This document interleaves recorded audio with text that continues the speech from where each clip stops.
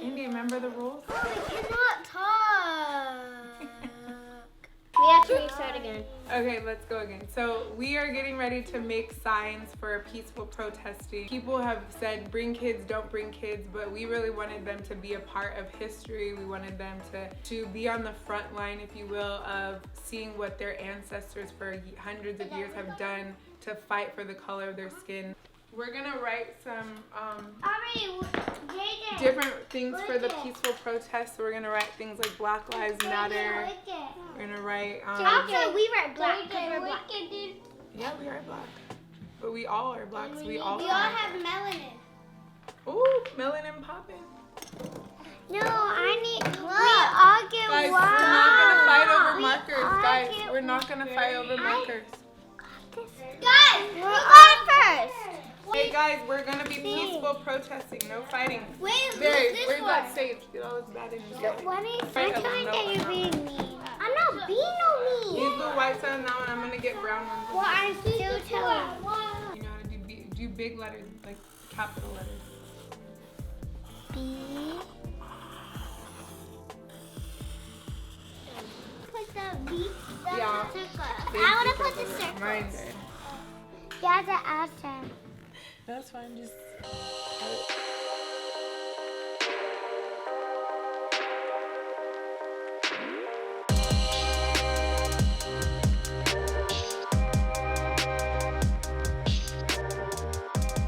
You're asking if Aubrey and JJ are black because their skin is lighter than yours. So who do you think is black out of everyone here? Me and Barry. You and Barry?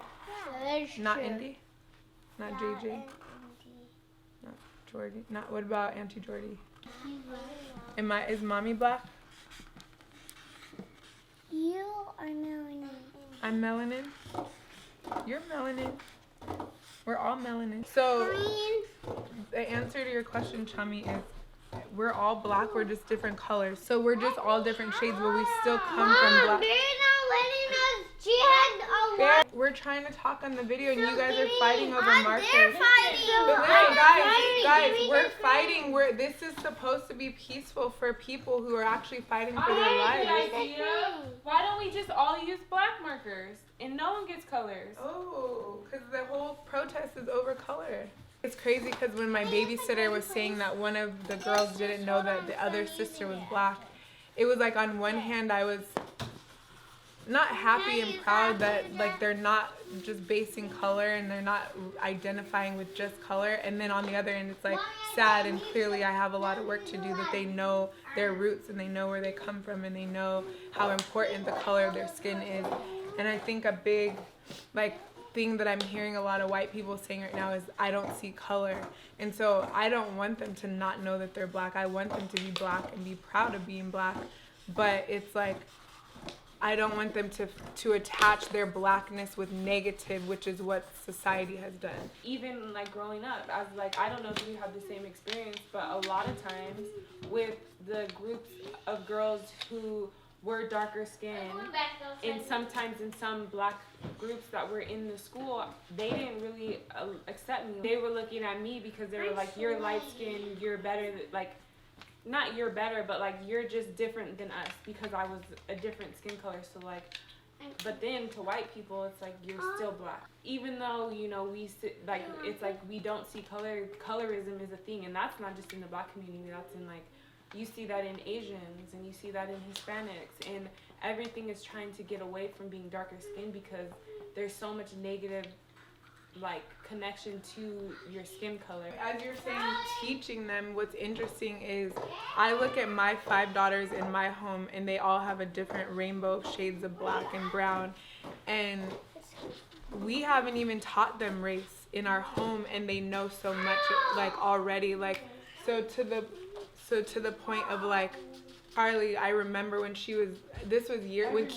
when our brother played for the Cowboys, we bought all the girls Cowboys cheerleader outfits, and they all came down to watch the game one time, and she was the only one who didn't have the outfit on, and I'm like, where's your outfit? And she's like, I'm not pretty enough to wear, or I'm not light enough to wear that.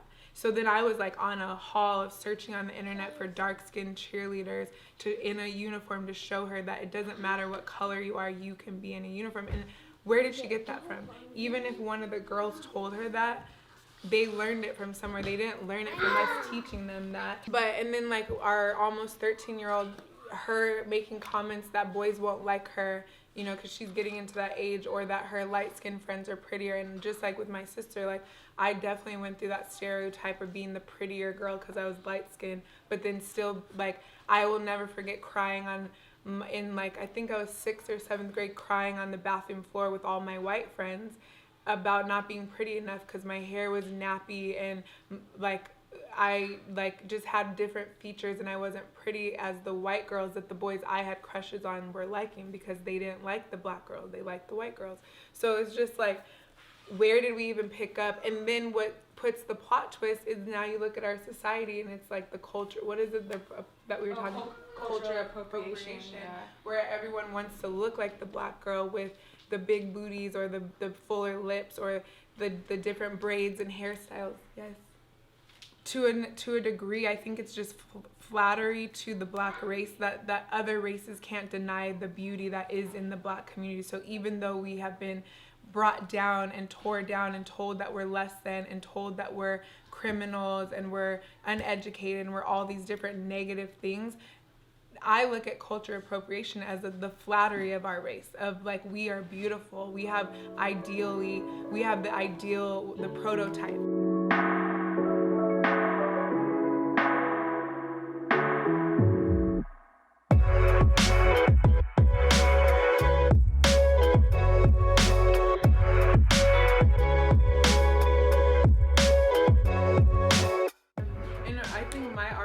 Not my argument, but where I feel like I'm taking a bridge stand, being that we're black and white, and like it's kind of like we're not white enough, we're not black enough, so we're just in this weird place, is just like I'm just trying to be the calm to I guess I'm feel obligated to take the front line in the role of being the one who's not as tired as my darker black community, if that makes sense, because I haven't gone through as much physical like discrimination as they have. I'm trying to take this approach of being calmer because I realize how tired our community is collectively. We're just tired of explaining ourselves. What I've been waking up to is how ignorant I am to history, how ignorant I am to how to vote, how ignorant I am to what actually goes on. Like I was watching a video of like these unwritten laws of being black, and I hadn't even thought of half of the things that this black male was talking about he goes through on a daily basis when he goes outside of the house. So because of that, I feel like I'm having more compassion towards white people, because it's like we are so mad at them for not getting it, but they really are in some ways just so blinded because they were born into privilege that they don't even realize, because in their homes maybe their parents didn't say we don't like black people, but they don't realize that, like to Jordan's point, the movies are telling you black people are less than, the jobs are showing you that they're less than, the crime rates and how the law is not in favor of black people is telling you, the news, the media. So no one has to actually teach these things, and that's the scary part of like, how do we reverse it? So I think for me, like I'm just being hopeful to the next generation that this crumbling that's happening in the world right now and in the country right now will hopefully be like the rebuild where we can change the dialogues, but it's going to require all hands on deck.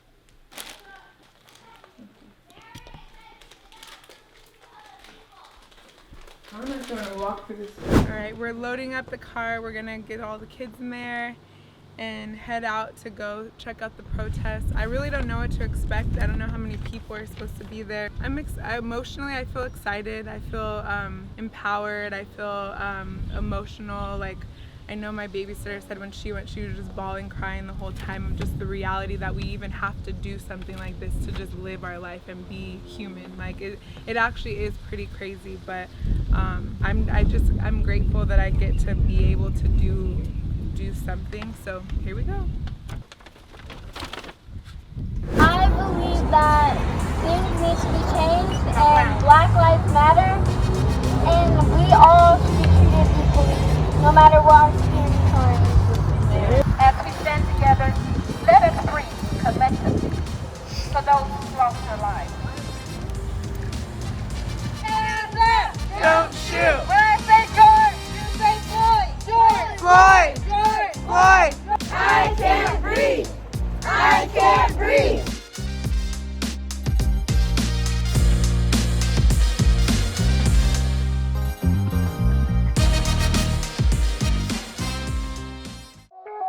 You set it off alright. You gotta get it out. You wanna lose yourself in time. So girl, just let it out.